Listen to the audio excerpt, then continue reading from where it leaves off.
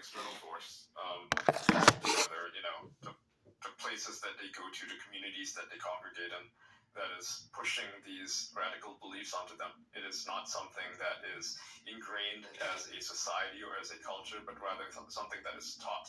They're being brainwashed. Like there was that girl which was like 16 or 17 or something that left to join ISIS in the UK. Yes, I remember her. Yeah, and they Somalian, yeah. And then they got rid of her citizenship. Mm-hmm. Yeah. Yep. She joined ISIS, became an ISIS bride.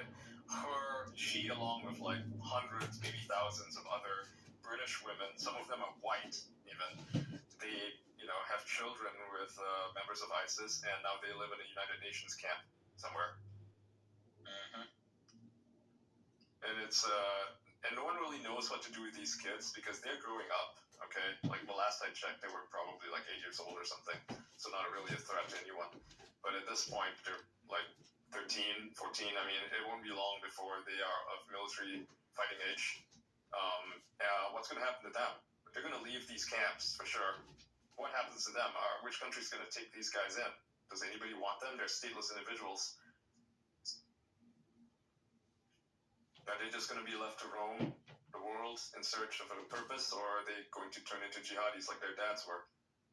This is a very fascinating sort of development that, would make for an interesting spawn point if you treated this like a simulation or a video game.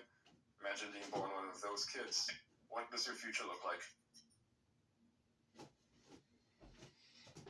Yeah. I think about that sometimes. There's a child who's born in one of these camps, or say the poorest part of Somaliland, who faces discrimination from his neighbors or whatever. Does that child have a chance to become something great, something good that's for humanity, and not, something that is against humanity? And I mean, for the most part, thankfully, most people don't just accomplish anything at all. They just sort of rot while alive, which maybe is a good thing, given the circumstances in which they were put in. But I don't know. Some of them might, you might one day grow up to be like the next Osama bin Laden or something. Well, it's funny that you mentioned that. It kind of reminds me of this episode of South Park. It's about immigration policy, but they have a bunch of detained immigrant children. And Kyle gets reported to immigration authorities by carton. Right. And he gets I remember this episode. payment sent. And he started Mexican Joker. Yeah, exactly. That's how you make a Mexican Joker.